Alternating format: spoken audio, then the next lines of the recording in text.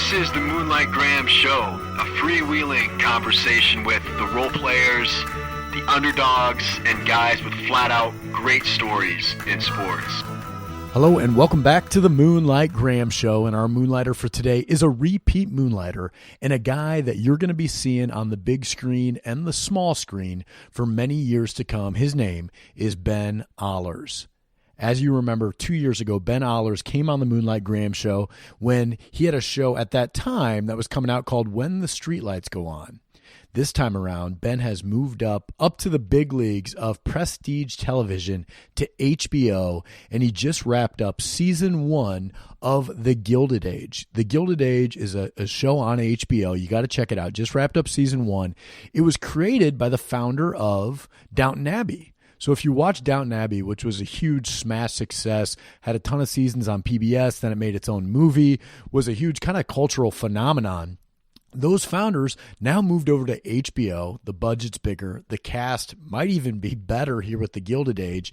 And they essentially are doing a similar Downton Abbey type of show, but it's pre-1900 New York. Okay, an interesting time in America's history. And Ben plays a footman in the house that is the focal point of this show, The Gilded Age. He's actually the first guy on the screen when the show opens up, and he's the last guy on the screen when the show closes out at the end of the season. And the show has been such a huge success for HBO that they have already renewed it for the second season. And Ben is such a big part of the cast from the first season, and it was fun to get him on the podcast. He was in Des Moines. He came in studio for this one. It was really fun to have him on. My connection with Ben, as most of you know, he is from Fort Dodge. So he's from Fort Dodge, my hometown as well. Grew up, I'd always see Ben Ahlers at church growing up, and everybody knew right away that this guy was really, really talented, even as a kid, from acting to singing, and he's still a really, really grounded kid, even though his career has a really, really awesome upward trajectory at this point, and I really think Ben's career is taking off right now. So it's fun to get him on the pod at this stage in his career, and you're going to enjoy this episode. As always, special thanks to our sponsor, The People's Company, Andrew Zellmer and Matt Adams over at The People's Company for sponsoring this episode with Ben Ahlers. Check them out at peoplescompany.com and enjoy today's episode with Moonlighter Ben Ahlers. But before we get to our interview, Moonlighters, are you or someone you know moving down to Kansas City?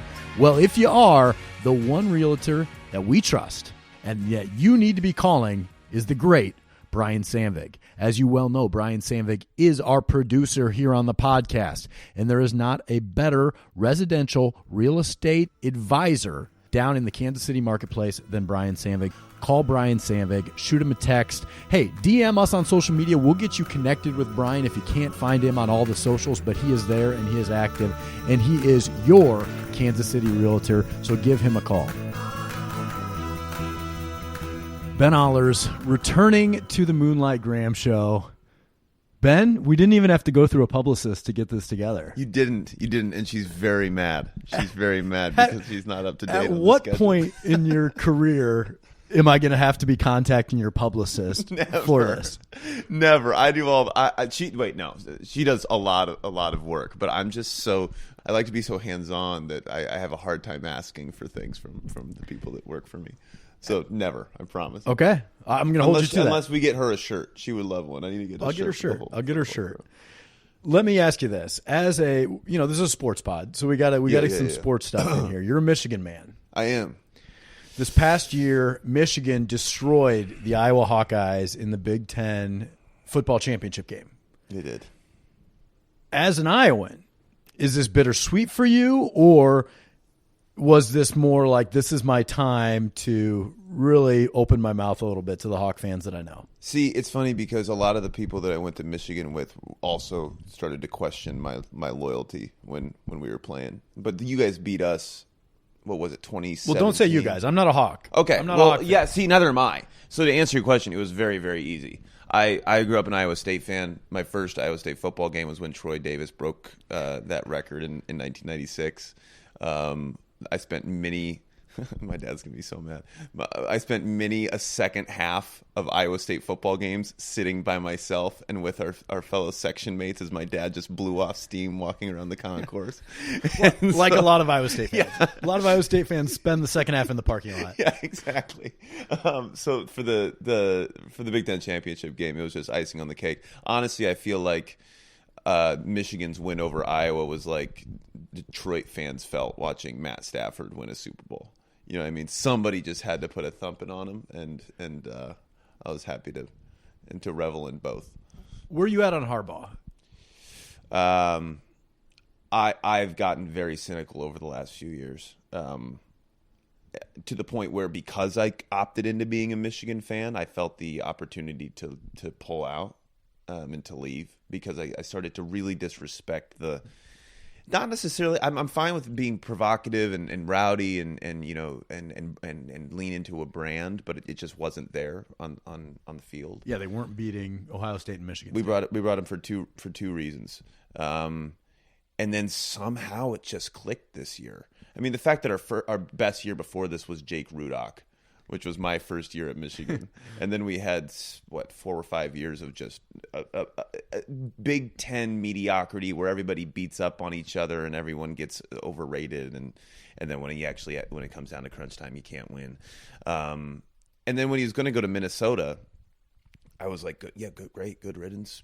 Get him out. Let's get Campbell in there. Let's or any of the. I mean, it was a exciting coaching turnover, but then I think he flew to Minnesota and started talking about milk and what is his go-tos? He drinks a lot of milk and khakis. Yeah, that's khakis, kind of the and thing. eats a lot of steak. That's about all he does. Yeah. And I bet the Minnesota folks realized they made a mistake.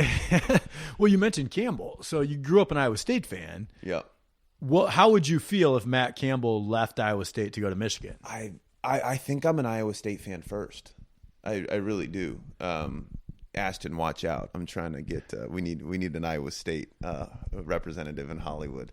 Who's this? Ashton Kutcher. I mean, because he's Iowa's guy. Yeah, we need an Iowa State guy, and so I need a few more years. But I think we would build a statue for Campbell. We'd build a second stadium and not use it just to honor him. And I think if you can build a program in a Power Five conference and maintain some consistency like Ferentz does, there's no reason to go to a Michigan or Ohio State or an Alabama where there's one goal, and if you don't meet that, you're out.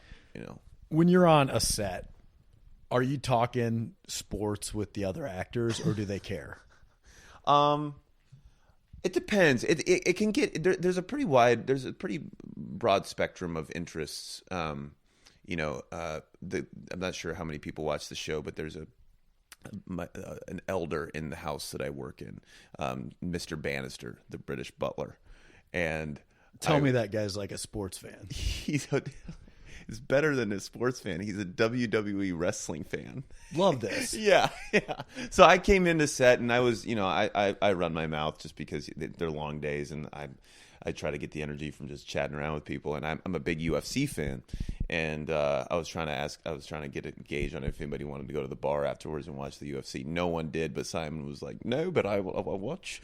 Is that his real accent? He's an English guy. Yeah. He worked with the Monty Pythons. He was the original lead of Hitchhiker's Guide to the Galaxy back when it was a radio show. I mean, that whole cast has just been in it for so long.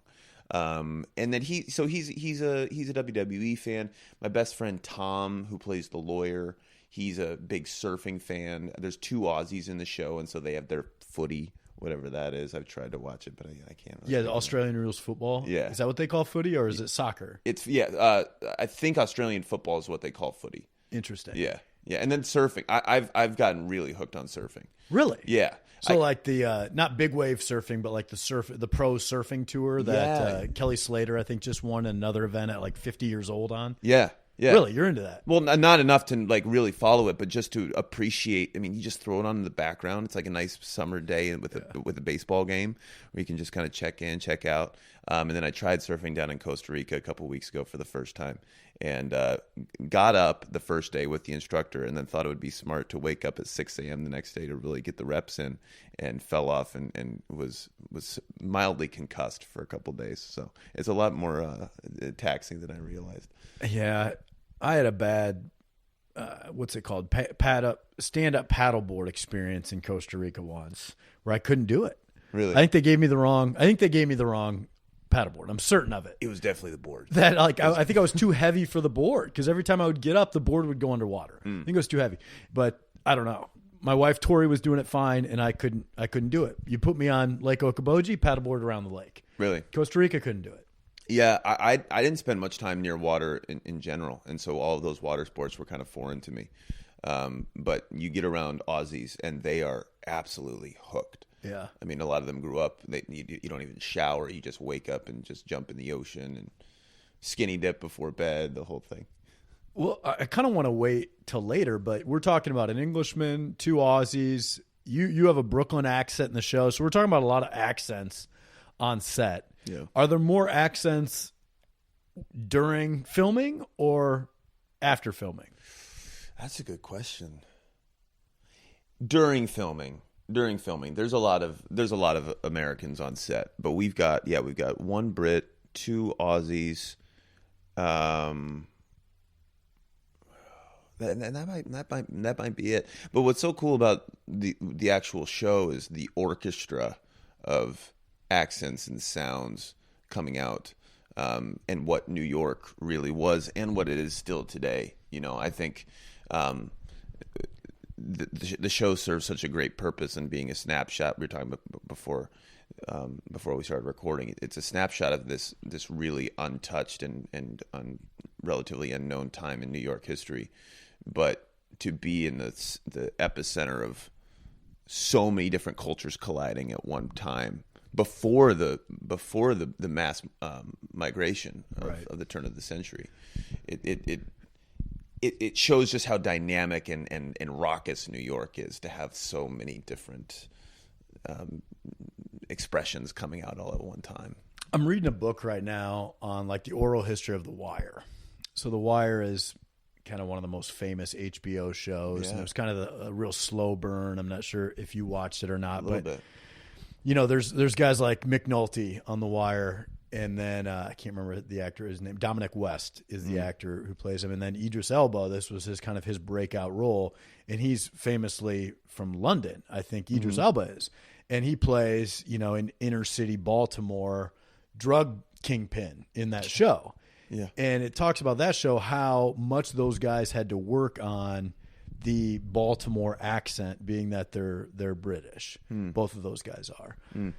How challenging is it? You're doing an accent in the show. How challenging is it to kind of stay in character when you have a lot of free time and you're joking around on the set, and then all of a sudden you have to snack back into character, back into the accent, or do you just keep the accent going even when you're just messing around? I'm still finding my process. My first job ever out of school was I had a British accent in an NBC show. The Village. Of course. And I didn't have an accent coach on that show.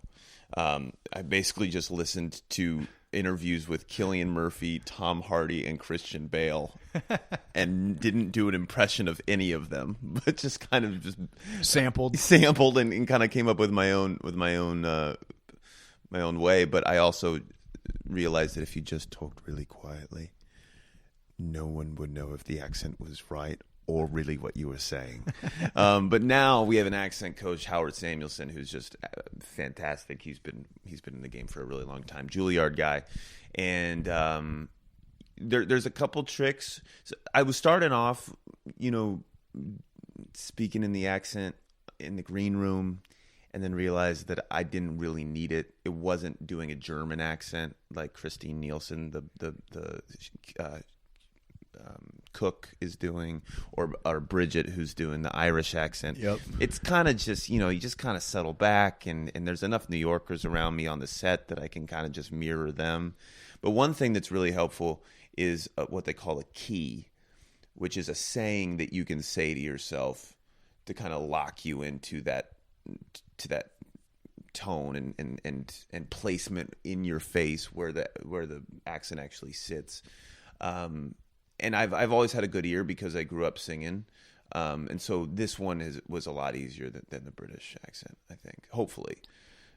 Has the Brooklyn accent changed through the years? Like, are you doing Brooklyn today or 140 years ago, or is it kind of the same, or does it matter?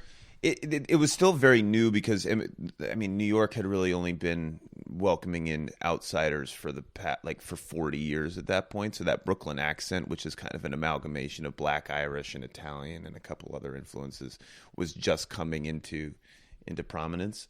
I'm definitely doing the earlier version of that stereotypical Brooklyn accent. It's not, hey, I'm walking here. It's not that. Right. But it's also, if you go to Brooklyn now, I mean, you still got a little bit of an Italian sort of thing to it. Like, you still got the, hey, I'm walking here. Right. But the globalization and internet and all of that is just kind of, you can kind of sound like you're from California and New York now, too. Well, I kind of feel like the New York accent is just be an asshole, and eventually you'll sound like you're from New York. You know? It's true. I mean, yes, be an asshole, but what's also so crazy, because I brought my family out in November, and they were blown away by how nice everyone was. Really? Yeah, we're not assholes. If you're just in our way, we're not going to accommodate you. You know, it's more of a, you take care of you, I take care of me, and if you need help, I'll help you. And when you do earn those genuine connections with people, it means a little bit more because it's not so freely given at the supermarket, you know. You're doing this show that's based in like 1882. Yeah. I think 1882 is the right year. So 140 years ago. How much research did you have to do on New York City 1882 or American 1882 to be ready for this role? So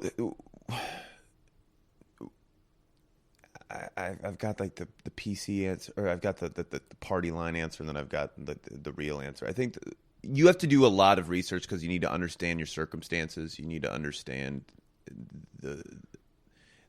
especially in a show like this where so much of it is about class and society, and we don't have those same rules now. In order to really embody it and understand it, you got to go to work. And so we had incredible historians on set who gave us 4-hour lectures on everything from the politics of the day to what fork goes where when you're serving British style. Yeah, there's like a whole segment on that in the show. Yeah.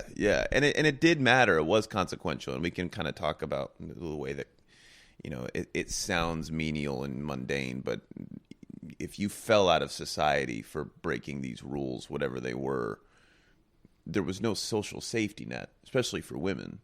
There was nowhere to go. And there's a couple scenes in the most recent episodes where you do really see the bottom of the barrel of New York and how far that ladder, how tall that ladder is and how far you can fall down it. And so they threw the whole kitchen sink at us in terms of really helping us understand the world. I also find just reading books about whatever you're doing allows you to just care more about it in a really helpful way. But the other side of that answer is problems are problems and people are people. And to me, there's really no difference between taking a girl out in a show set in 2022 and a girl to a date in 1882. Right. When it comes to what do you want, why do you want it, what are you going to do to get it, which are the main questions you ask yourself as an actor. We're missing some sports in the show. I agree. Like, and maybe high society doesn't care about sports because they're working class games, right? Yeah. But I was looking it up this morning. 1882. You know, Boston Beantowners against the New York Highlanders. Okay. You know, the Chicago White Sox could have been playing the New York Highlanders. Like, I feel like for at least your character, the footman, you could be taking the little Irish girl, you could take her out to a ball game or something in the park. I agree. Or horse racing. Sure, there was some horse racing going on back then. People like to gamble. Mm-hmm. Some rowing. People like to row in New York. Archery. There's polo. We could even let they've been playing polo and a lot of years. And I think I don't know. Croquet? Croquet. Oh, actually, we did have a croquet scene. That's what I was thinking. Yeah, we have croquet. Like in the Hamptons. Yep. They go out to Newport. Yeah, Newport, Rhode Island, and they do some croquet. And I think at some point, and I don't know when this is going to come out, and it's not, I think they play tennis. Or they're near somebody playing tennis in the backyard of a rich person's house. So okay, we're getting a little bit more, but I completely agree. And I think since Jack is from Brooklyn and fresh off the Civil War, baseball was just getting its corp. Not even it wasn't even corporate by that point, was it? I mean, it was definitely we have the records from 18. Right. Like we have those stats.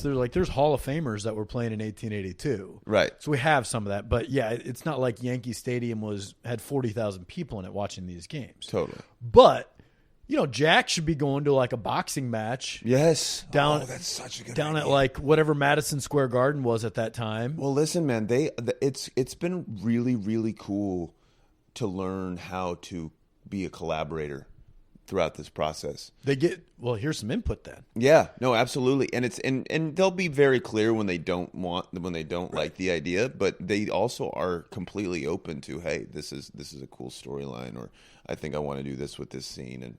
And when you're young, and I'm 25 and these guys have been in the game for so long, you can stay hesitant in that way. But for the most part, they're just guys trying to figure out how to write a cool TV show. And I think we really want to just keep expanding the vision of 1880s New York and a baseball or a boxing match. A boxing match like down at the docks. Yeah. Something where your lawyer buddy who's trying to get into the upper crust for some reason, he's still getting pulled back by his middle class buddies who want to go drink beer and watch the fight at the docks. Yeah. Hey, I'm into that. Or me and Bannister, the butler. We just intergenerational fight. What about the bald guy? That guy, Michael Cerveris. Yeah, the sneaky. He's up to something. Everybody's got a secret. They, I don't know. You want him to fight Mr. Russell? I feel like he can fight. He probably. I feel like he can. Like he was in the military at some point. I get the feeling from that guy. Don't like the. I don't know what she's the lady's maid. Mrs. I think. Turner. Don't like Turner at all. As a married man, try watching her, what she's trying to do to wreck a marriage, home wrecker. I know. But we have to fast forward through those scenes so my wife doesn't see it because he's saying this guy's trying to wreck a marriage here, and I'm trying to have a healthy marriage in the house. Like you don't have that stuff on ABC, but HBO, we're gonna get some of that. You asked for it. No, she's a pot stirrer. But listen, man, go get your bag. Like there's not a lot of inroads into that upper echelon, and you got to do what you got to do. She's working every angle. She could have, and he could have fired her. I know he could have fired her. So what does that say about him? I thought everybody's loving Mr. Russell. By the way, I think that's the coolest surprise of this first season is that he's supposed to be like our rugged, cold villain, sort of. With some humanizing characteristics because he's a good husband, but he's apparently the internet's heartthrob now. Well, I mean, he's a loyal husband. Yeah. So far. Yeah. He's entrepreneurial. People gravitate to it. He's been successful. He's fair, and they're the underdogs, right? Yeah. Like the house that you work in, they're kind of the bad guys right now because they're that old money and they're not letting the Russells in. Right. It's like, well, they're the richest people in town, so naturally, I don't think I would have a lot of sympathy for them, but I kind of feel bad for them. Yeah, there's a lot of underdogs in this show. A lot of underdogs, and I was excited because I was thinking about our conversation coming up, and I'm like, you know what, America in general. I mean, the 1880s, the Gilded Age. This show is about the American dream, and about the ability to rise up within society. There's so much change and chaos, and how do you best align yourself with that? I think Jack, my character, is looking across the street and seeing the potential and not being content with where he's at, and there will be more of that to come. But I think it's so much better. I was thinking it's so much better to be the underdog. Yeah, because one, you don't have to. Yeah, you're overlooked, but one, you're just dealing with potential. You're not dealing with expectations because you can't manage expectations. You can't sustain there. If you can always just be continuing to surprise people. And there's always a target. Yes, yeah. When you aren't the underdog anymore, you have to realign what your goals should be. And essentially at that point, sometimes you're just making them up. Right. Like you're like see where LeBron's at right now. Like LeBron is just essentially making up things that fuel him. It's like all the haters out there is like, LeBron, nobody hates you. Nobody's saying you're not great. Like everybody thinks you're great. You know what I mean? Right. Because everybody's trying to get to where he's at. And once you get there, it's like, well, then what? Yeah. And then you just but if you are always the underdog, you always know where you need to go to. It's very clear. And you're just focused on process rather than result. And on the day-to-day, that's what gives you structure and routine. I mean, that's what your life's made up of anyway, is your process. And if you're just in control of your sphere of influence rather than your responsibility to the world, it just feels like it would focus things in a much better way, which is something that I'm trying to be mindful of now as you come into Hollywood and you're continuing to try to scale and grow and make the most of the opportunity that you've gotten. But then you see all of these people before you who it doesn't seem like they're getting the return or the yield on that stature or position, you know. How fun is it to be in a show where like your hair gets to look good and you're going to wear cool clothes? Like you get to look good in this show. Yeah, it does a lot of the work for you because, again, like most people have a hard time separating who you are, like who Ben is and who Jack is. Yeah. Jack's just such this young, cute kid. Yeah. I mean, he's wide-eyed. He's wide-eyed, nice, yeah. Really nice. He gets dumped and everybody's heartbroken for him. And he's always kind of amazed by everything. Like, oh, look what I just saw. You know, like, oh. But it's crazy, man. How much those characters do bleed into your day and into the rest of your life. Because there's got to be a little of you in Jack. Oh, absolutely. But I think that it was a mutually generous relationship. I've loosened up so much more over the last year. I think partially out of survival because of the weight of the world at times, but also just when you're on set every day and you're just happy to be there and he's curious about everything. Somehow that residue hasn't really worn off yet. So. It was so cool watching that show. You know, we were there opening night for the premiere, and I was telling my wife and I was texting like our family, hey, that show with Ben's on tonight. You guys should tune in, that kind of thing. And then we're all texting back like, how much is he going to be in the show? I don't know. Like, I know he's got a part. I've checked his IMDb. He's in 10 of the episodes. Like, I had already done this. But then when it comes on, and you're essentially the first guy on screen. And you have like the second line of the entire show. First one. Morning, Mr. Griffin. Morning, Mr. Griffin. Yeah, like you're talking to Tom Griffin, the trusted co-host here on the Moonlight Graham show. Yeah. And I couldn't believe that you were front and center of that. That had to be so cool as you're watching that to be like, this is freaking surreal right now. Dude, I was thinking about this the other day. When you get dragged, when you get driven to set, it's like the Lakers called you and said, can you come to crypto.com? You want to come by the arena? And you go, yeah. And you show up and they have a jersey for you. It's like, oh, they gave me a jersey? Sick. I get to wear a jersey. And they said, you want to come watch practice? It's like, yeah, I'll come watch practice. And then when you get to the court, they have you step onto the court. And now you're running drills and running the weave with LeBron and Anthony Davis and all this. And not only are you in their presence, you're expected to shoot the ball when it's passed you. Do you think LeBron and Anthony Davis are running the weave? Yeah, dude. I think I crushed the weave. If I know anything about the Lakers, they are definitely practicing the 3-man weave. And I could execute. If I was the third man with LeBron and Anthony Davis, I could execute that weave. Just dish. Dish, and I can hustle. No, but it's a weird feeling. And I had a hard time watching that when it came out. I have a hard time watching myself in general. Because I can't believe it. I can't believe that I'm in a position where I have the respect of my collaborators around me and actually have a contribution to make to a show that is being so well received by so many people. It's not imposter syndrome, but it's just more of whiplash, where I didn't put this on my vision board. But I'm here, and so far so good, I guess. Whenever I'll hear interviews with people, or like I said, I'm reading the book on The Wire right now, and you constantly hear actors, producers, or directors. They'll talk about reading scripts. And before we started recording, you were talking about, hey, when I'm on a plane, I'll read through scripts. And I've never read a script. How can you tell if something's good or not by reading a script? Because a lot of times people will be like, oh, within the first 20 pages of script, I knew this was gold.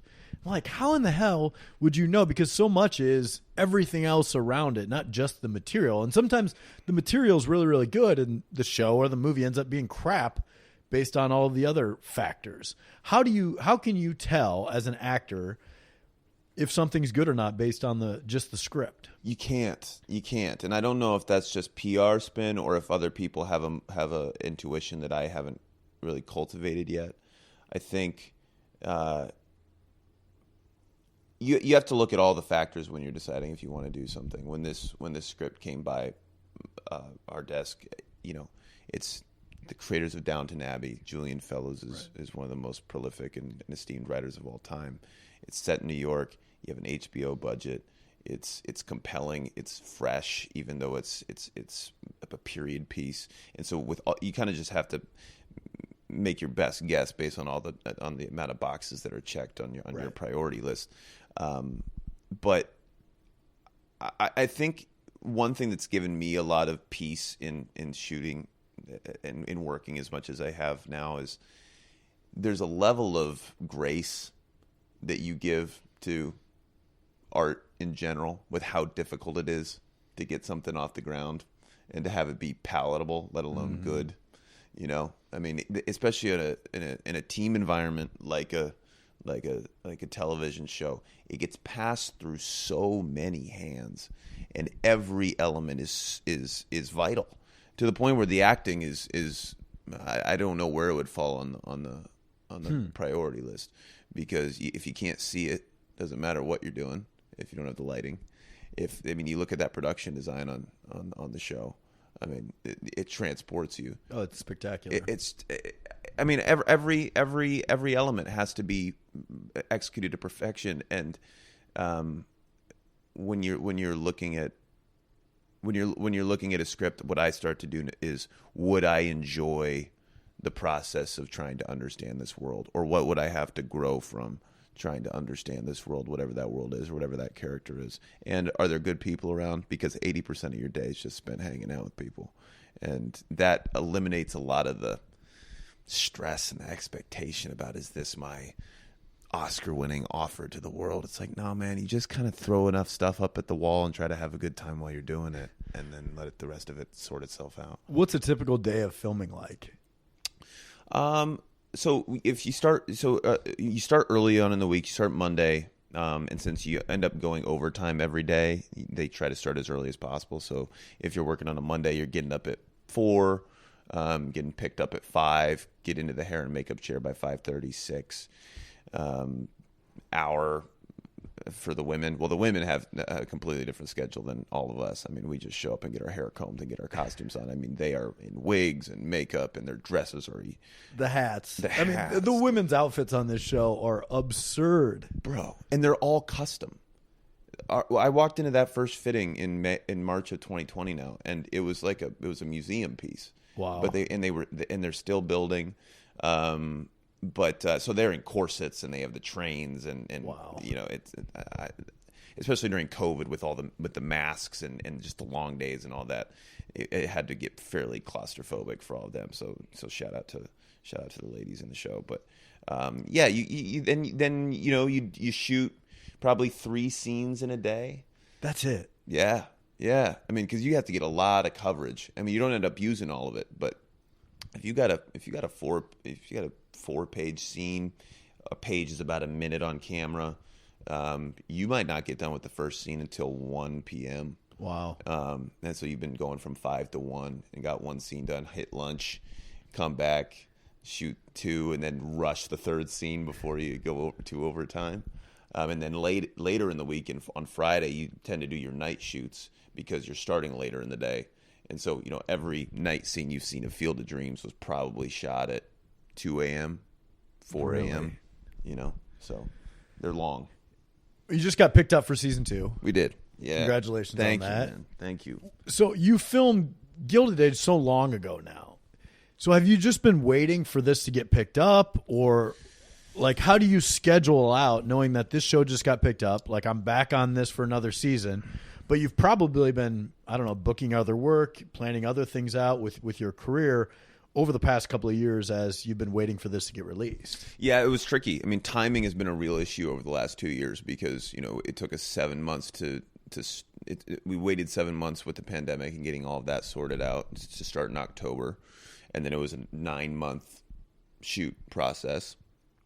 And then we wrapped in June, or 8-month shoot process. We wrapped in June, and the industry was still kind of figuring its way out. You know, the amount of money that people have had to invest in it.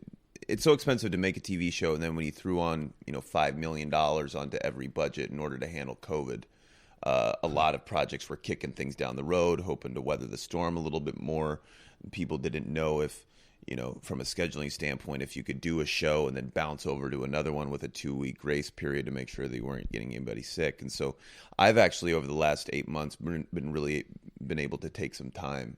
The auditions have been slower, mainly because I have a kind of a level that I want to be working at.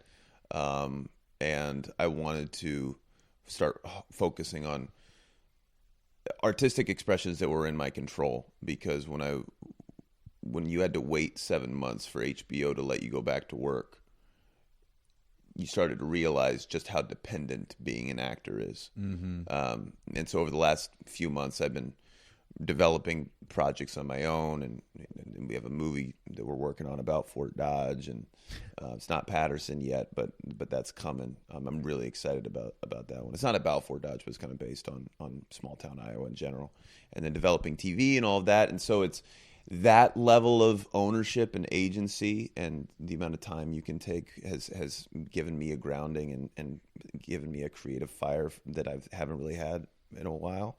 And now we're looking at starting up again in May, getting the whole gang back together. 2 months. 2 months. Yeah. Nice. Yeah. And it's just learning how to use using the gift of a pretty freelance life to learn how to do that. You know, that's kind of been the last few months for me too. So got to go back to the movie about Fort Dodge. Yeah. It's not the Jerry Patterson biopic that we've all been talking about. Not yet. Not yet. But no. Big yet, right? Yeah, I got to be old enough. You got to be old enough. Yeah. Yeah, like how old do you think you need to be to tell the Jerry Patterson story? Like, you know, makeup and CGI can do a lot nowadays. I don't know. It's like, would I want to play Jerry Patterson? Would I want to play, is it a fictionalized version about Jerry Patterson where I'm the guy picking up the reins once he's gone? I think that's a really compelling story. Yeah. About a minor league baseball player. I mean, we're about to just write the whole thing right now about a minor league baseball player losing his shot and having to come back home and start over again. And he looks at the man in the face who gave him the opportunity in the first place, and now he's the one who has to shoulder the load and rebuild a community. Is this what it is? I don't know. I'm just spitballing. But no, I don't know. The movie I'm working on right now is a high school football movie. Are you in high school in the movie? Yeah. Nice. Yeah, dude, I can't look older than 18. I'm trying. I'm trying to look 21. What position? Quarterback. Nice. Quarterback. I got to put on a lot more weight again. We just got the pitch deck completed, and we're going to start taking it around to some companies, and I just feel an obligation to broaden Hollywood and New York's vision of what America is. Yeah, it needs that. Especially because people around here have just stopped watching those movies, you know. So I think there's a real opportunity there. What would you do differently with the high school football movie that hasn't been done? I don't want to give anything away, but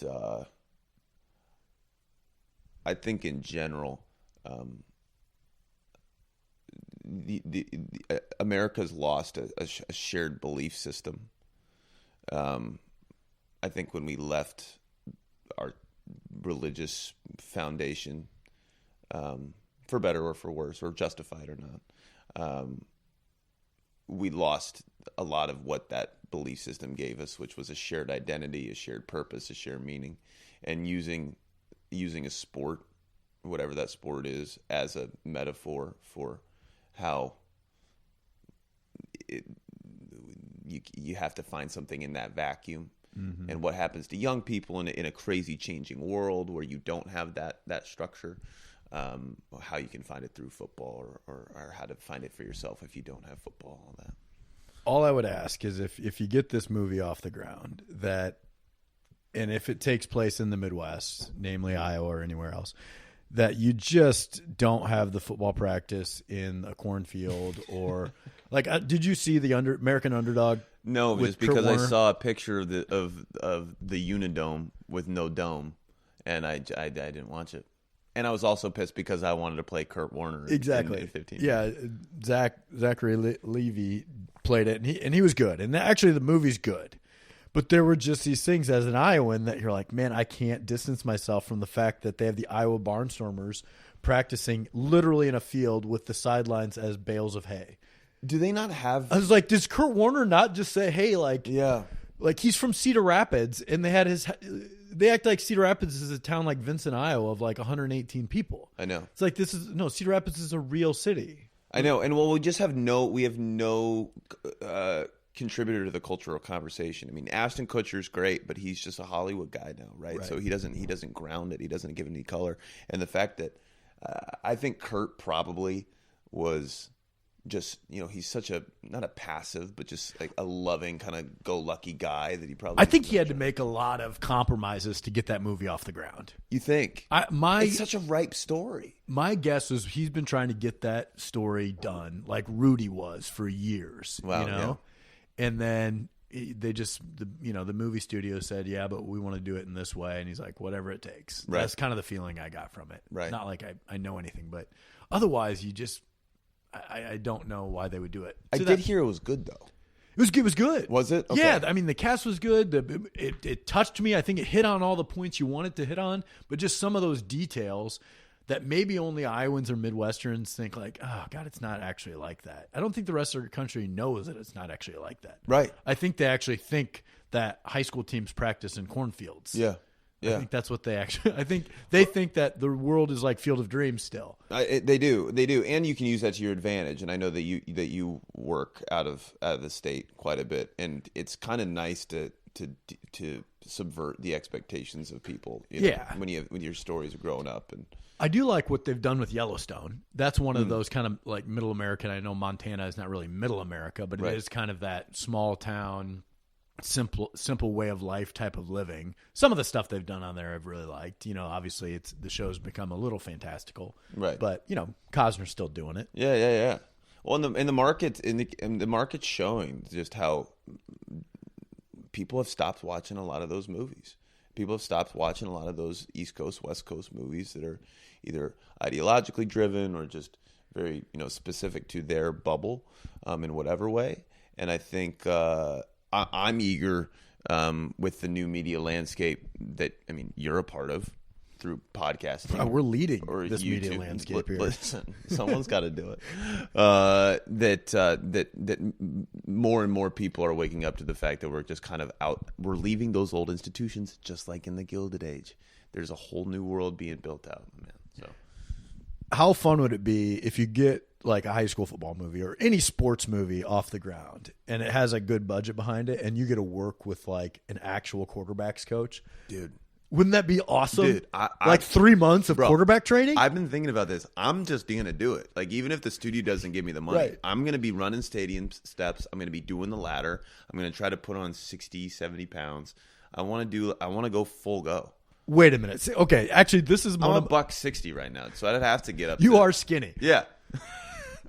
So, yeah, like to work with a pro quarterbacks coach where not only are you like getting in the shape part of it, yeah, but also you're learning. I want to sling intricate. Yeah, exactly. Yeah. Like teach me how to throw. Dak Prescott warm-ups before with the get whole. Get me ready for the combine. Like yeah. let's work on my 40. I'm gonna need to work on my 40, my agility, like all that stuff. I dream about that. Yeah. Like I've actually thought about hiring somebody just to train me like you would train a Division I basketball player. Like just let's 4 days a week, every morning, let's go. And like, you're the coach, I'm the drill guy. Yeah. Because like, how fun is it just to play sports? Well, because I was going to ask you, I was listening to your conversation with JJ Redick last night when I was walking around LAX on my delay, and you always ask people, you know, what was it, what would it be like, or what was it like getting out of that rhythm of being an athlete? And I know that, you know, you inspired me to run my first Moonlight Marathon. Yeah. And you did a real marathon. I did this do the past real year, too. marathon, and you do all the, you know, you keep active. But how was that transition? Like,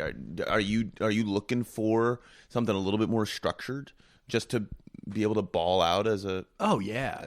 It's so hard. It's so hard to when you're done playing structured sports to transition to the real, quote unquote, real world, because yeah, you had coaches, you had practice times, you had plans, and now like the real world isn't that way necessarily, and so I'm always looking for like, what's the next Moonlight Marathon? What's the next thing to do? And part of it is you're balancing like providing for your family and having this job and trying to funnel your creative energy or your competitive energy into your job, but there's no replacement for sports. Right. There's just no replacement for that. And I'm always kind of sad that the adult rec sports are no longer in existence. Like when I was younger, when you were younger, maybe we would go to the softball fields to watch our dads play softball. We would go watch our dads play, you know, rec basketball. That doesn't exist anymore because now all that has been funneled into second and third and fourth grade kids traveling teams. So instead of kids watching their dads, now it's dads watching their kids.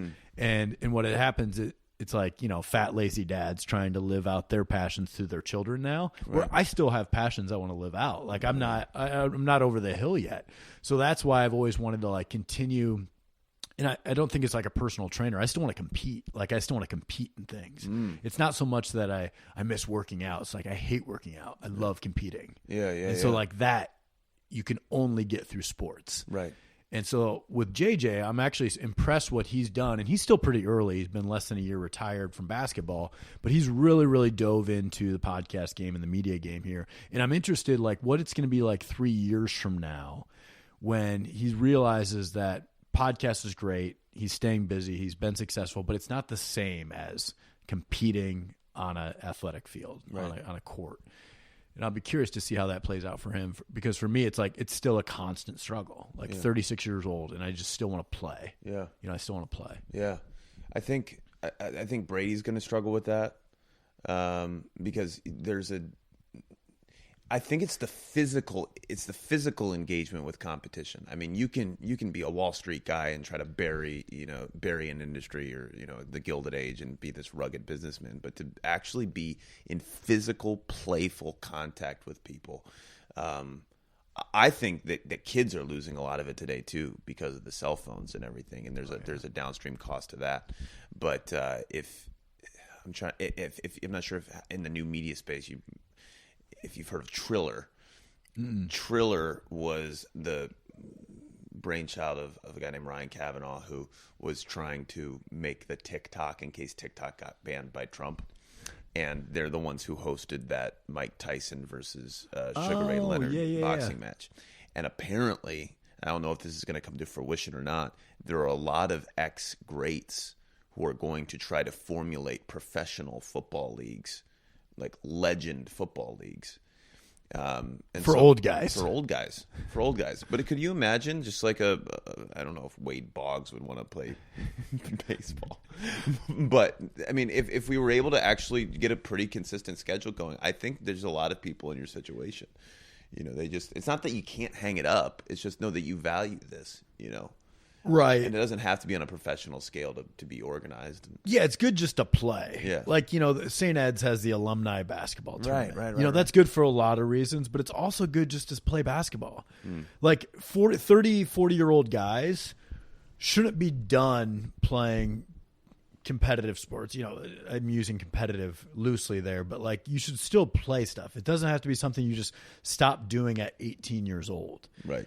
And after 18 years old, it doesn't have to be just like lifting weights in the Peloton. But it also doesn't have to be, and I was listening to your baseball lockout conversation, I think you guys really hit the nail on the head, is that it doesn't have to be so global. You said it right. You said Major League Baseball is not the game. Right. It's the business of the game. And I think we're losing the impact that you can make locally in whatever way that manifests. And so rather than telling kids that in order to go live in order to be your fullest self, you got to go be a Hollywood actor, right, or a professional baseball player. It's like, no, go be a businessman, get your structure down, and then invest in your community and facilitate that for the people around you. So I don't know, maybe it's on you. You got your pickleball, right? I do have my pickleball. Yeah. If there's one thing I'm still good at, it's beating guys 20 years older than me in pickleball. If nothing else, if that's all I have left, then, I'm doing okay. Listen, man, we would have some of the older guys come and play us in tennis in high school because we were a really good tennis team. And there were 70-year-olds just skunking us. Hey, once you realize where you got to be on the court, different game. Yeah, they didn't move once. Exactly.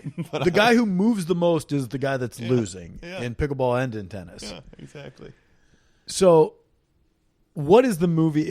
Maybe you've already answered this with Jerry Patterson, but is the movie about Fort Dodge that hasn't been made, is it the Jerry Patterson story? Or do we have a Cardiff Giant story? Well, they made a Cardiff Giant, the musical. I'm not sure if you've ever heard of that. I have not. I did not see that one. My mom was in it. Oh, my gosh. At the through the Commedia Musical Players back in 2008.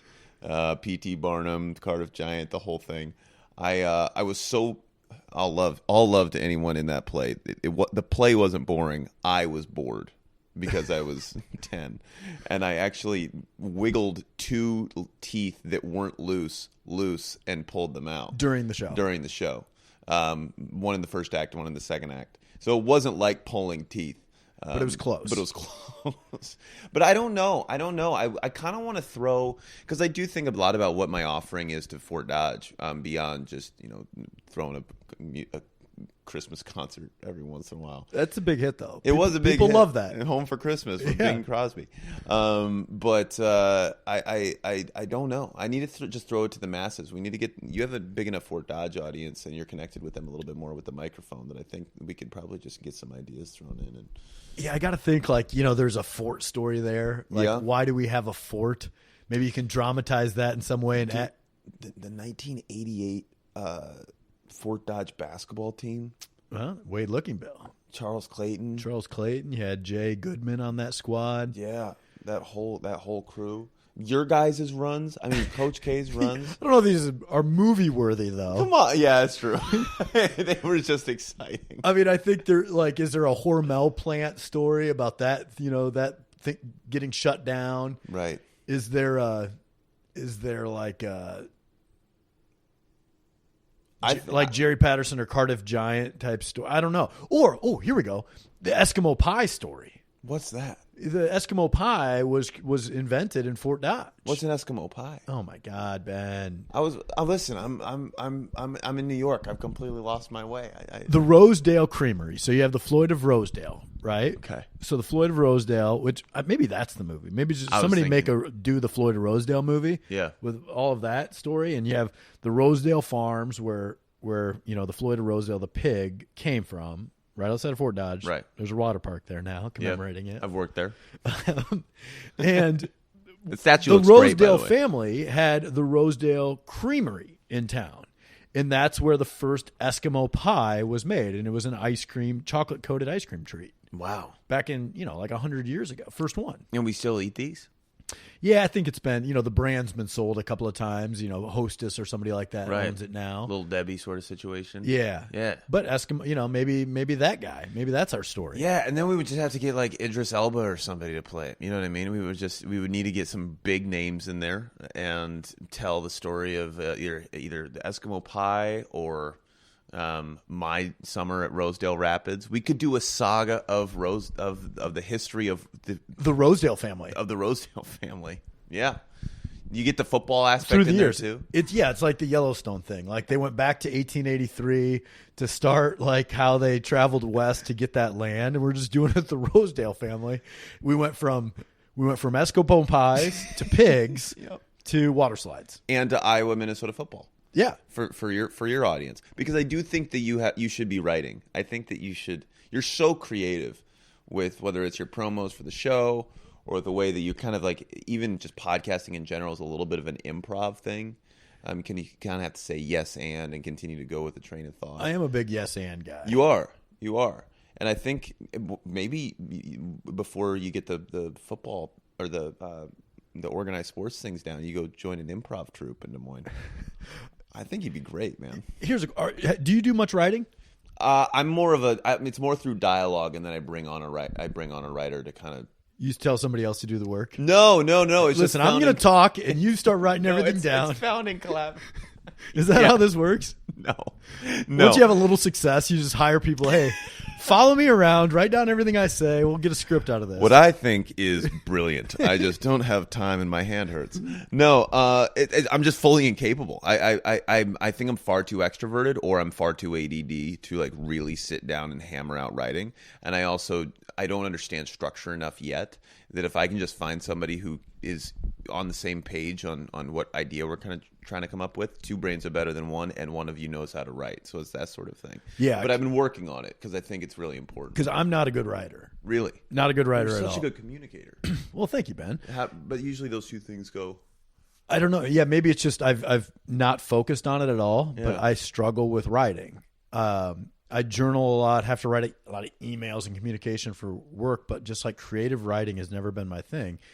And I wonder, I work with some people that have been through law school and started out as attorneys as well, and they're great writers. And so that tells me that part of that is just learned too. Like you can learn how to be a better writer. And that's one thing I'm, along with wanting to have a quarterbacks coach me for 6 months, I also want to learn how to be a better writer. Never stop learning, Ben. It's not over for us at 36. It's not. Oh, thank God. It's not over. I was really No, starting yeah. to stress out. It only gets better. I'm so excited. Actually, I often say that. Like, well, I'm pretty happy being young, but it's also I can't wait to be 50, and it's just gonna be so cool. But no, I think one of the problems with writing is that in school, no one teaches you the purpose or the value of learning to write. It just becomes an assignment or a chore. But I think in actuality, it's practicing thinking. It's practicing constructing your thoughts and articulating them effectively.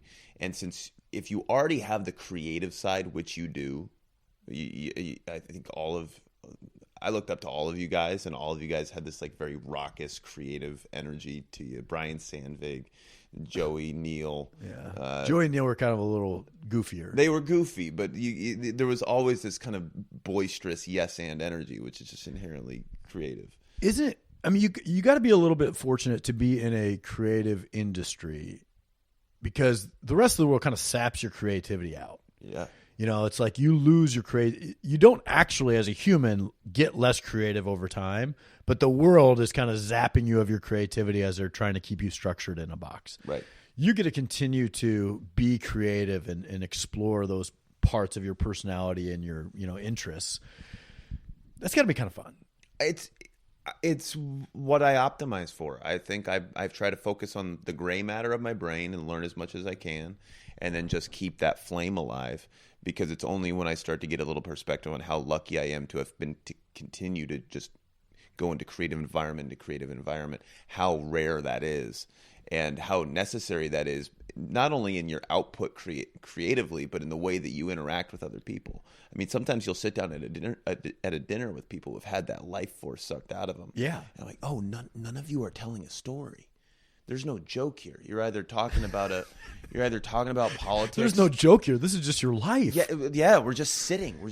Eating steak again. We could have done this at home, and at least we have a TV there. So I think I try to now, but now it's getting to the point where I need to back it up with the skill. And I'm not saying that I'm unskilled as an actor or anything like that, but if you have access to that channel of, I think creativity comes from a higher power. I think your imagination is something beyond you. I don't think ideas are yours. I think ideas come to you for action.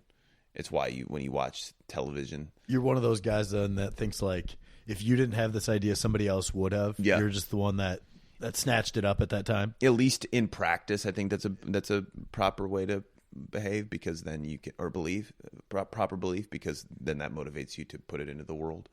But there's a reason when you watch TV, you go, I thought of that. Yeah. You know, try this, buy this, what's it called? The little red sticker that you buy, the TV products, whatever it is. Oh yeah, as seen on TV. QVC, as seen on TV, all that. But I do believe that you got to back it up with a tool belt to do it effectively, and that's kind of the next 4 or 5 years for me is really trying to hunker down on the skill set. The last time you were on, we were talking about things that you wouldn't want to do or play. And I remember I put you on the spot. I was like, would you do full frontal male nudity? And you're like, at that time you said yes. Is that still the answer today? Would you do full frontal? Full frontal. You've got HBO credits on your belt now, so you don't have to get naked, man. Did you think it was because I felt like I just had to pick up any job? No, it's the complete opposite. I just can't wait to show everybody. No, I think if it serves the story.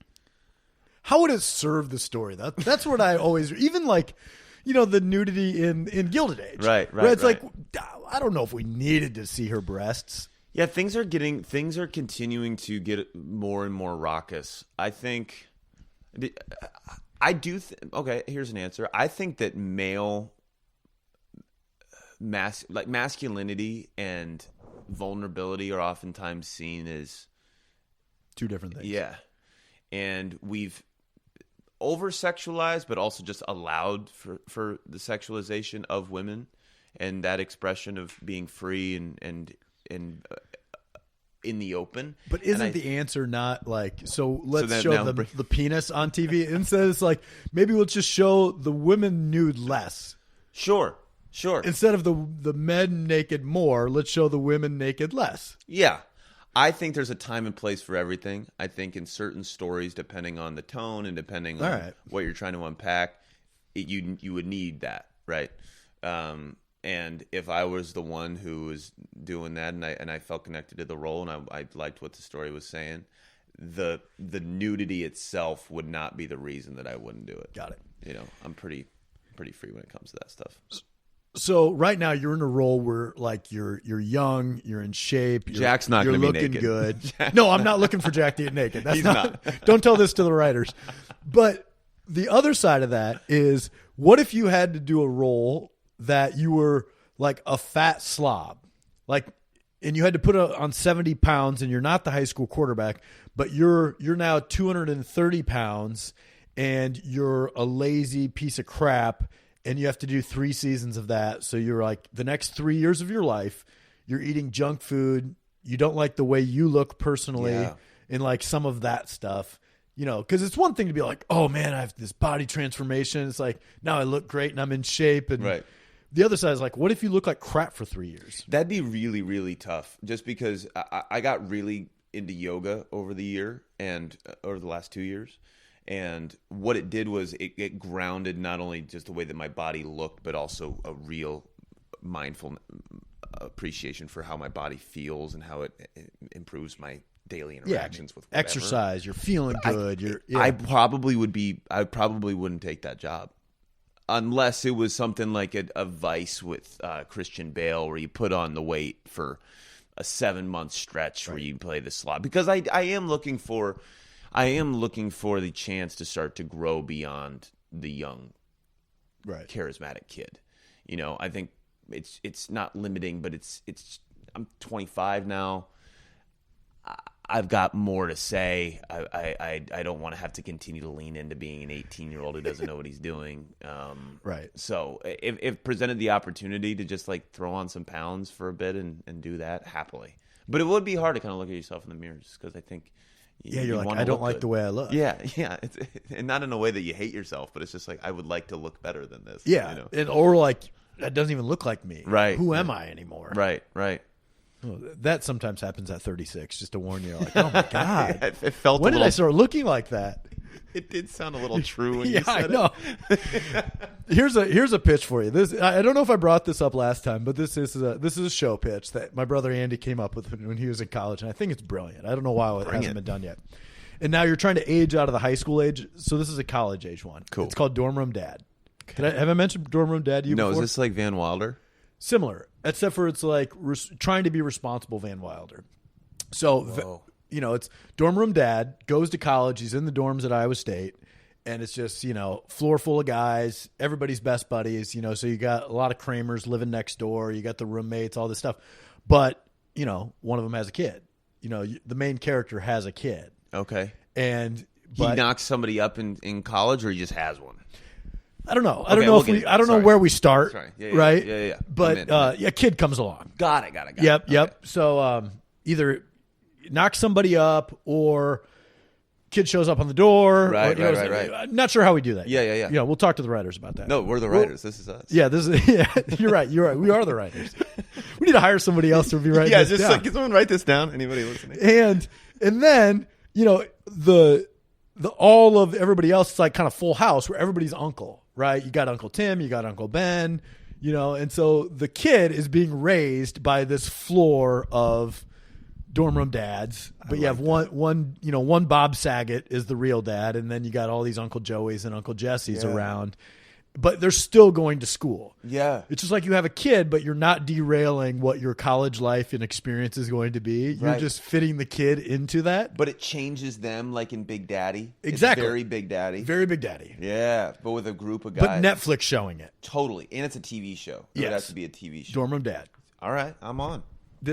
I'm stealing this. Right. And anybody listening to this can.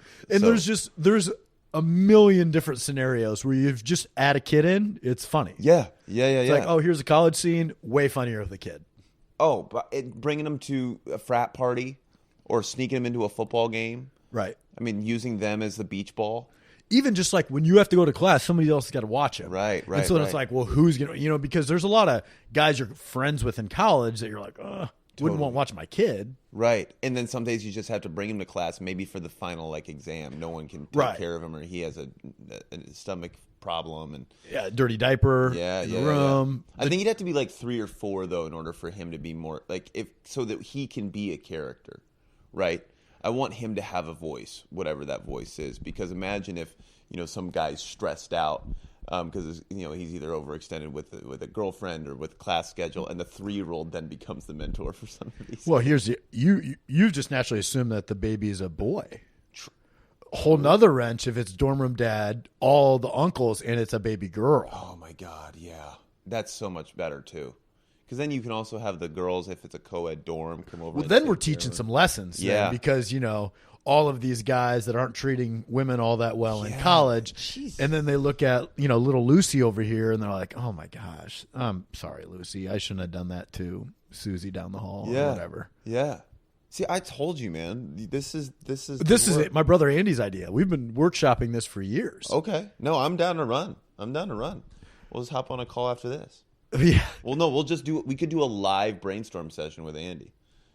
We could just get together and just work out a script. Might have to be a different name for a pod. It might be entirely different. Fans, podcast. if you want to hear this, we'll do it. We'll get on a Zoom call. We'll get the writers and we'll map out. Great. We'll map out episodes 1 through 10. Yeah, take some suggestions from the audience. Yeah. What character would you want to? Are you the dad? Would you want to be main dad, or you want to be like the zany roommate? I want to zany out a little bit more. I get a few opportunities in Gilded Age to ham up a bit. Like I'm a bit of a comedic relief at times. And that's where I started, and I'm ready to just Kramer it out a bit. Yeah. We need a straight man. As the guy. Yeah. A little less opinionated, a little less flamboyant. Who's our guy? Who's our actor? Ty Sheridan. Do you know him? He's in the new Ben Affleck movie. Ty Sheridan. He plays. He's in The Immortals. He's in The Tender Bar with Ben Affleck. Oh yeah, the kid. The kid. Got it. Yeah, he's great. And he's stoic and that's our dad? Yeah, I think so. That's our dad, yeah. And then who's the main girl? Margot Robbie. Jeez, well she's too old. She's the hot professor. Sure. Or she's just coming back to she couldn't go to college because she got pregnant in high school, has a kid, and is now back to reclaim her, like to get her degree as an independent woman. And she's looking at these guys being like, they got it figured out. Yeah. I should have just brought my kid to. Yeah. But also she's already learned all the lessons, and so then maybe the straight man falls in love with her because they're not that far apart in age or something like that. She sees him at a coffee shop one day struggling all over this place, and she's like, hey, I can tell it's your first time. Here's how you do the bottle. Totally. You know, like she's got all the tips. Totally. You can basically just write for whatever you want. If you want Margot Robbie in your TV show, you can kind of if you have Margot Robbie, you figure out a way to make that work. Yeah. She's got an accent too. Does she? I think she's British. She has a weird kind of like laid back sort of European. I don't know if she's from Russia. I thought she was from Norway. She's European, I believe. Have you met her? No. I would like to. We haven't got to this yet. Yeah. But we're getting to it now. Over the past couple of years, it's been wild to see some of your interactions on social media. Like I saw a picture of you with Aaron Sorkin. Yeah. I was like, whoa, Ben. Aaron Sorkin is the guy. Maybe the best film and TV writer of, my generation at least. By a lot. It's I try not to overthink it, but I've been very fortunate over the last year to just kind of keep stumbling into these situations where most people are laid back enough and comfortable enough because everybody's kind of verified not in an elitist way, but just verified in a way of, if you came with this person, you're a friend of mine, and that way I don't have to do the industry crack them, pitch them on an idea. You just kind of drop in straight to human level, and then you just find out that everybody's just a normal person. So you're in high society now. No, I'm Jack. I'm Jack from the Gilded Age. I'm just watching it. I'm adjacent. I can hang if I'm there. No, but it's wild. Like it's not that like I'm used to it, because I was at the Knicks game last week. And the whole time I was just wide-eyed, looking around, so grateful. And I said, I'm so lucky that I'm not used to this. Right. Because if I was used to this, it would be exhausting and kind of poison you a little bit. Yeah. Because then what gives you joy? Because there's nothing higher than that. You can't watch a basketball game better than where I was watching it. Right. And so if you were 6 years old from the get, like I like the fact that I was doing nosebleeds at Hilton.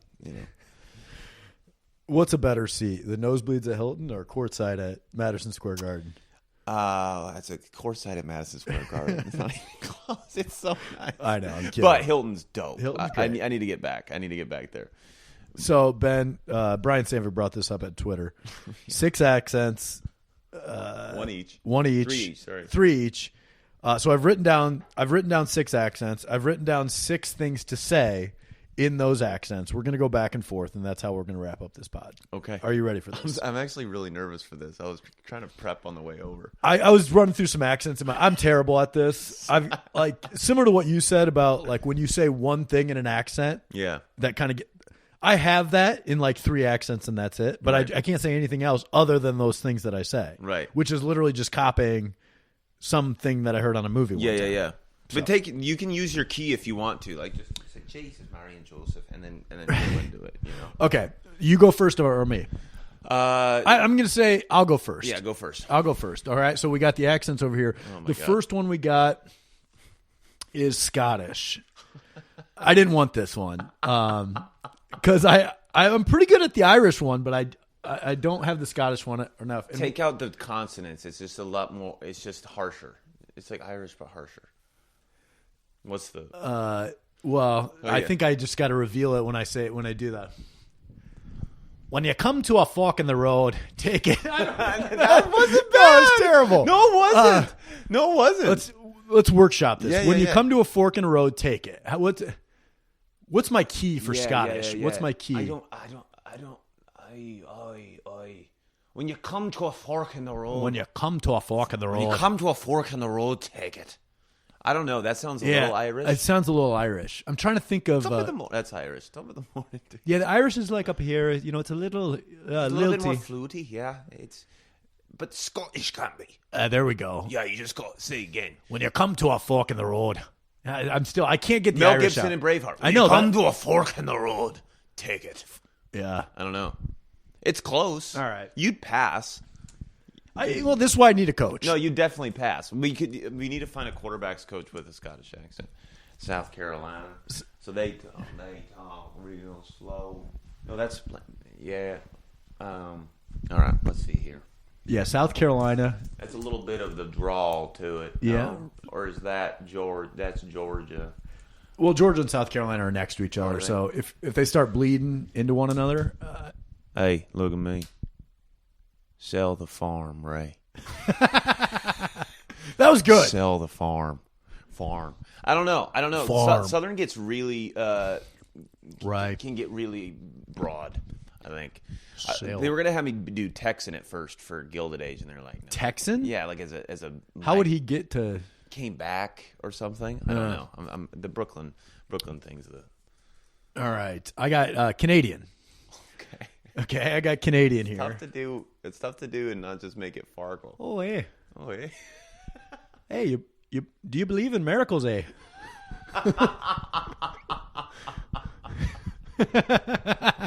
Speaking of the fact that that's hockey too. but How perfect. and why didn't we have a Canadian team that year? There was no Gretzky. Did they not play Olympic hockey back then? Yeah, where were the Canadians? I don't know. Like, how the hell did we? It was us, Sweden, and the USSR, but in Finland. in Finland. Sorry, Yeah, where was Canada in 1980? I mean, Gretzky. Where were they? Would have been young. It would have been early Gretzky, but yeah, I mean, he was the best player in the world. Because if they were playing, it would have been. Do you believe? Maybe in they had the Miracle same Day? amateur rules, and so all of their best players were probably pros because they turned pro earlier. Right. There, so that would be my guess because all of the American hockey players were college guys, and they don't play college hockey in Canada. That would be my guess. Right. But if they had, we would have heard. That's what we would have heard when they won the Olympics. Hey, you believe in miracles, eh? Yeah, you believe in Australia, mate. Oh, they're so hard. Okay, all right, I might have gotten it. Australian. This is a Jerry Patterson quote. I got to get it back. Australia, mate. Yeah. When there's baseball and shoot, that I'm all over the place now. When there's baseball in your blood, mate, the call of the ballpark lasts forever. It's not bad. It's not good, but it's not bad. When there's baseball in your blood, mate, the call of the ballpark lasts forever. When there is baseball in your blood, mate, the call of the ballpark lasts forever. I like what you did with park there. Ballpark. Ballpark. Ball. But then it's hard. You can slip into Boston too when you. I like taking my you get my down Australia down low. When there's baseball in your blood, the call of the ballpark lasts forever. I like talking about Australians with a little deeper voice, like I've seen it all, mate. It's like a little pub thing. Yeah. We have a point underneath you. Like nothing excites an Australian. Like they've seen it all, they've done it all. You know, because they've been to the outback, and so it's like us Americans, we get excited about everything. Yeah. Aussies, I always feel like It's either that or they're on the other end of the spectrum where it's just like raucous, like pub. Well, yeah, pub you get, culture. Get a couple of Fosters in them. But if you got a big 40-year-old mountain man, you know, they have nothing to say. Do you ever meet Neil Adams? You know Neil Adams from Fort Dodge? No. Australian baseball player, came to Iowa Central to play baseball from Australia. Really? And he never left Fort Dodge. There's an Aussie in Fort Dodge? Yeah, he's the head of the business department at Iowa Central, longtime baseball coach out there. One of my favorite human beings. Just the best. Australians are just better. It's every culture but better. Yeah. I'm going to switch this one because it has a little bit close to one that I just did. Okay. And so I don't want to do that. So this is perfect. I have the Irish one. So sorry to steal. You got Irish and Scottish. Yeah, that's all right. It's Catholic boy. All right. So my Irish is I always do the Irish up here. Always go to other people's funerals. Otherwise, they won't come to yours. That's a good saying too. Yours. Always go to other people's funerals. Otherwise, they won't come to yours. Yeah, the yours. To your. I don't even know if they say. Jesus. They probably don't say yours. They probably yours. To use or yours. Otherwise, I won't come to yours. It wouldn't come to yours. Yours. It's just it's a little hard. It's a little lighter R. Yeah. It's tough, man, because you don't realize, and everybody in Iowa says that we don't have accents, but we do. Like every pocket does, and when you realize just how much you bend around and the diphthongs. I spent a summer in Wichita one time. By the end of the summer in Wichita, I was like doing whatever the Wichita accent was. Yeah. Just like mimicking it, not even realizing or mirroring it was a good way to put it. It's like a waiter, right? You always You'll start saying I say good day, mate, all the time now. Like, and I say cheers. I hate when people say cheers. I hate when people end emails with cheers all the time. Like, it's like you're not the prime minister of Australia. You can't say cheers. You can't say thanks instead of say thanks. I don't know. Cheers. It's not my thing. All right. It can be yours. It's not mine. All right. I'm from White Bear Lake. Go Bears. So I'm doing Wisconsin, Minnesota, and North Dakota. Well, either of the three. Yeah. Because like we're not going to nitpick here. There's a difference between the three. I'm from White Bear Lake. Go Bears. A nickel ain't worth a dime anymore. A nickel ain't worth a dime anymore. A nickel ain't worth a dime anymore. Yeah, I always think of like a 40-year-old mom. A 40-year-old mom at a bake sale. Oofta. Oofta. A nickel ain't worth. God dang. Oofta. I'm from White Bear Lake. Go Bears. See, I have to do the key first. A nickel ain't worth a dime anymore. It's when you do a bunch of them in a row, they all start sounding alike. Yeah. Oofta, don't you know that a nickel ain't worth a dime anymore? A nickel ain't worth a dime anymore. And Tim, I've just had the greatest time with you. You've always been such a great role model for the rest of us in setting the pace. And I'm eager to get back on for round 3. Maybe after Jack plays some baseball. And yes. Yeah, he'll be really cool. Get Jack, to a boxing match or get him to a ball game. I'm in. Next time you go to Central Park, not everybody should just be painting a picture in Central Park. There's all these dainty ladies painting pictures. It's like, how's there nobody throwing something? Shooting arrows, throwing something at something. Yeah. Throwing something at something. We throw a lot. Yeah, we always have. You see a rock, you throw it. You throw it. Yeah. I think they were doing that 140 years ago. That's not a new thing. It's like you see a bucket, you throw something in the bucket. Totally. That's, I'm going to bring that in regardless. So I'm going to just start doing like Kareem shots. Yeah. Like it's when I'm picking up in the background of all these scenes, fixing the silverware. Well, Ben, love seeing you on the Gilded Age. Thanks, man. Awesome to see your career continue to grow and progress. Proud of like the way you've represented Fort Dodge and the state of Iowa. Thanks for coming on the pod and continued success, and look forward to round 3 and Dorm Room Dad. Yeah, Dorm Room anytime. Dad. Yeah, we'll meet. We got a meeting set up for next week. Yeah, all right. So the Gilded Age television show takes place in 1882. And it's my contention that there should have been more sports going on in the Gilded Age. There should have been horse racing, boxing, maybe baseball going on, because there was baseball in New York City at that time. There is an episode where you do see some very aristocratic Wimbledon-like tennis going on a grass court that looks pretty cool. So I looked up what were the top sporting events in the world in 1882. And there was not a World Series, but there was a baseball championship in the American Association that took place in 1882, where the Cincinnati Red Stockings beat the Chicago White Stockings to take home the American Association championship. There was no World Series at that point. The World Series, at least the official historical sanctioned World Series, the first one was in 1903. But the Cincinnati Reds were the champions in 1882. Other top sports events from that year: Australia beat England in what's called the death of the cricket in a big cricket match. And also the champions of Wimbledon. So Wimbledon was going on in 1882. The champion of Wimbledon was a guy by the name of Willie Renshaw, attaboy Willie. The Open Golf Championship was going on, of course. Bobby Ferguson won that in July of 1882.